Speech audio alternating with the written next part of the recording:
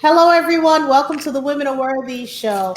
So, the Women Are Worthy show, we want to introduce, we have the honor of speaking with Miss Kat Ostromova. Am I saying it correctly, your Yes, last name? you're so good. Ostromova. So, this woman, this beautiful, gorgeous, beautiful woman was born in Russia. She now resides in Toronto, Canada. And at the age of 17, she was diagnosed with hypothyroidism, It's which is an overactive hyper. hyper, not hyper, which is an overactive thyroid disease that causes the heart to beat fast and irregular. And the person, sometimes you feel nervous, you're weak, and there's various symptoms. We want to talk about this because when I'm telling you this lady is gorgeous and she's a fitness model, come closer. She's a fitness model, y'all. Look at this. So we want to talk about this. We want to talk about the seriousness in this. So without further ado, the Women Are Worthy show welcomes Kat to the show. Okay, Kat, tell us a little bit about yourself. Okay, well, you did a great introduction in the way everything kind of began. But the hyperthyroidism was turned into hypothyroidism, which is an underactive thyroid disease because of an unsuccessful treatment. And so with that came a lot of hurdles and a really, really long transformation journey, which led me to where we are now. Let's talk about the most common misconception about this. The most common misconception about thyroid disease, whether it's hyper or hypo, is that people think that there's nothing wrong with you.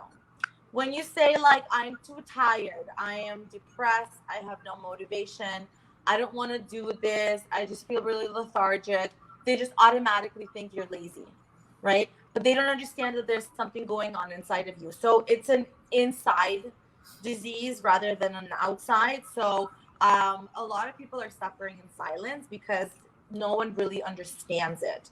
And the main side effect of the disease and a symptom is weight gain, but there are a lot of people who don't gain the weight, or they're not like very overweight where it doesn't look that healthy. So again, people have a misconception. They're just thinking, oh, you're just overweight because you just eat bad or you don't exercise enough or whatever it is, right? But it's not even that, because even some things that even if you are eating clean or if you are working out, there's a certain diet for hypothyroidism. There are certain workouts that you should not be doing when you have hypothyroidism. So it's a silent disease, which absolutely drives me crazy because so many people, especially women, suffer from it and they just feel alone, and it sucks. It's terrible. So here's a question, because if someone is going through menopause, they're exhibiting some symptoms. So what are the symptoms people should look for? Because if you're going through menopause or the change, it sounds like the symptoms can be similar. So what are the symptoms people should look out for? Because normally when I see someone who says they can't lose weight, they mention their thyroid. So what symptoms can you speak to this? Yeah, so number one, you said it definitely is delayed weight loss, so super slow metabolism. Like people say, oh my God, like if I eat cake tonight, I'm going to be 10 pounds heavier tomorrow. And they're exaggerating. With like thyroid patients, it's actually true because your body inflames. So it's not like you gained 10 pounds, but your body is just having a lot of inflammation because it's not turning the proteins and carbs. It doesn't metabolize it properly. As opposed to a person that doesn't suffer from that disease, you feel fatigue, you feel cold, you feel tired, you have loss of hair, you're prone to urinary tract infections. You're prone to whenever you get sick to get a lot of cough as well. And you just have like zero energy, zero sex drive. You feel very unmotivated. And then it's like if you want to go to the gym, you kind of can't because you can't really get up and do anything because you're done. And then if you no matter what time you wake up, no matter how much sleep you get, by around like 1-2 o'clock, all you want to do is sleep. So you're super tired all the time. What other myths do you want to dispel about this? Because we really need to get this out there to the masses. Yeah. Well, the thing is that this is a real disease. It is a big problem. Unfortunately, doctors don't tell you the right diet to follow.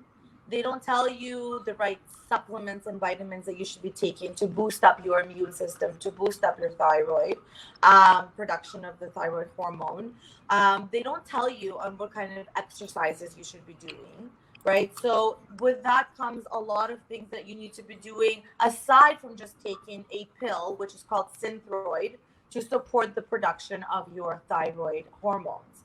And again, clean eating, one thing, but there are certain types of foods that you should not be eating with hypothyroidism, even though you think that they are clean, right?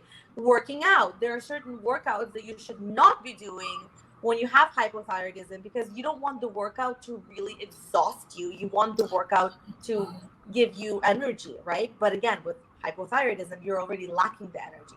So you don't want to take that away from yourself even more. So the misconceptions are like, oh, you just need to eat clean. You just need to work out. It's all going to be okay. Like my doctor said, you just need to take this Synthroid pill and just go for a walk every day. No, because then I found myself being like 40 pounds heavier, and I was at like 183 pounds at my heaviest. And for me, that's heavy from what I'm used to. And then feeling like crap every day and not even knowing why I feel like that, and kind of brain fog all the time. But all I'm supposed to be doing is taking one Synthroid a day and going for a walk daily, right? So huge misconceptions where doctors don't even really help. And I just find it ridiculous. So, what did you have to do in order to lose your 80 pounds? So I was obviously on the one pill a day for thyroid to regulate the production of the hormones, but I also took the right supplements that support the production of the thyroid hormones, so the T3 and T4. I've also taken the right supplements to support and boost my immune system that goes hand in hand with the thyroid supplements and vitamins. Of course, diet was key. I had to figure out the right diet. It was by trial and error, because certain things, for example, I always give this as an example. So, soybeans, like edamame, right? You think it's healthy. It's a healthy alternative snack if you're just watching TV instead of eating candy or chips. You just, steam some edamame and you just eat them, and it's great. For a regular person who doesn't have a thyroid disease, it's great, but it's soy. And Yeah. soy is a huge no-no to somebody that's suffering from hypothyroidism, because it stops the production of your thyroid hormone. So you're taking the pill, you're taking the supplements, and if you're eating soy, then there's no point of taking anything because it stops the supplements, the pill, and everything else from working in here. So stuff like that, right? So it was a lot of trial and error with the right diet. Same thing with workouts. Like HIIT training is not a good approach to people with thyroid hormones. You want to have like list cardio, low intensity stuff. HIIT once a week is good, but every single day it's not good. Running for like more than 20 minutes and sprinting, not good, right? So you want to have a balance of resistance training, list kind of cardio, maybe HIIT once a week. Nothing too crazy, nothing too rigorous that stresses you out. What about weight Cortisol training? levels. What Sorry? about weight training? Weight training. Absolutely. Weight training is awesome. So a little bit of cardio, a little bit of weight training, incorporate that every day. That's amazing, but nothing too crazy where you're out of breath, you're sweating too much. Like if it's adding stress to your body, that means that it's adding stress to your thyroid gland as well. And then that in turn harms it. Let's say you were the ambassador for this. What three things would you like the world to know? So number one is that it's a real disease. So please don't tell people that there's nothing wrong with you. It's just all in your head. Absolutely. That's ridiculous. And then of course, the way to control your thyroid is not just with a pill from chemicals. You have to make sure that your diet is proper and your workout routine is proper. And you absolutely have to incorporate that into your lifestyle. When you were given, let's say, $30 million to get this going, what would you do? I started my own fitness training business, and a lot of my clients are hypothyroidism patients. So I work Mm. with a lot of these women who are suffering from this disease, and I'm helping them and I'm educating them. So, coming up with programs that are not just like training and fitness with a meal plan and a workout routine, but it's also an educational booklet where they're learning about the right diet and workouts and supplements to take. Social media campaign where I keep constantly posting things in my stories and in my post about hypothyroidism, and just telling my story and just trying to get it out there, to inspire and empower other people who are suffering from this. And of course, if I was giving $30 million, then I would launch a whole marketing thing and go travel from country to country and speak at conventions and podcasts and shows, just to get the word out there and just to really let women know that they don't have to suffer alone and that they don't have to suffer at all, and that you can take control back from hypothyroidism, right? So if you can believe it, you can achieve it. What I love about you on your page is you are so passionate. Your page is very colorful and it's inviting. I love that. Thank you But I so much. want people to I want people to understand the seriousness of this. We want people to understand when you have this, you can lose your quality of life. Before you were diagnosed, what were you going through? And then were you also thinking like, oh my God, I'm going crazy. No one knows what's going on. And can you walk us through that journey, please? Absolutely. Well, first of all, you're right about the whole thing of your quality of life. So, for those of you that don't know, thyroid is a gland which is right here in the middle of your neck in the shape of a butterfly. And it's basically a mechanism that controls your whole entire body, like including your metabolism and everything else, and how your organs are working and converting fats and carbs and proteins into fuel for your body, so it metabolizes everything, and brain function and everything. So if this isn't functioning at all, then slowly but surely your organs and everything else in your body will start to obviously fail. And that's why thyroid patients have to be on one pill, at least one pill a day of synthroid for the rest of their life, to manage and to support the production of these hormones. Because otherwise, if you start missing your pills, you eventually will end up dying. Because let's say, here's a perfect example. Someone just got diagnosed with it and they're watching right now. Please give them some tips. Yeah. So I I had a girl who actually messaged me recently saying that she just got diagnosed and she's freaking out, and she was told she's gonna gain weight and she might lose her hair. And I said to her, listen to the doctor in terms of the dose of the pill. You're gonna have to take it, but also make sure that you change your lifestyle around when it comes to training.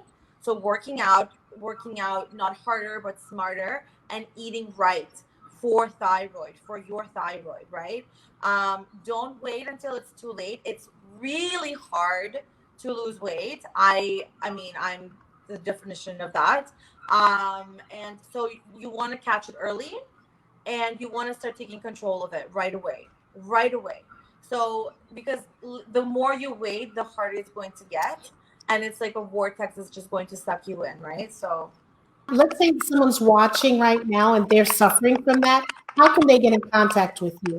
Tell us all your handles. yeah, so my Instagram is what I use every single day. I interact with my followers on the daily over there. I answer all their questions. So even if they send me a DM, or they can click the link in my bio, which will take them to my link tree. And the first link there, it says train with me. So that's if you're interested in training and doing a consultation. All my consultations are done on video. I believe in face-to-face communication. So I know all of my clients personally, whether they're one-on-one, obviously training, or online clients. I sit down for an hour on video and we discuss your dietary restrictions, your fitness goals, your health issues, and so on. Like, I want to get to know you and your why and your goals and why you're doing this. So they can fill out a form by clicking train with me, and I will get back to them within 48 hours. Or they can just message me on my Instagram, and my handle is Kat Ostroumova.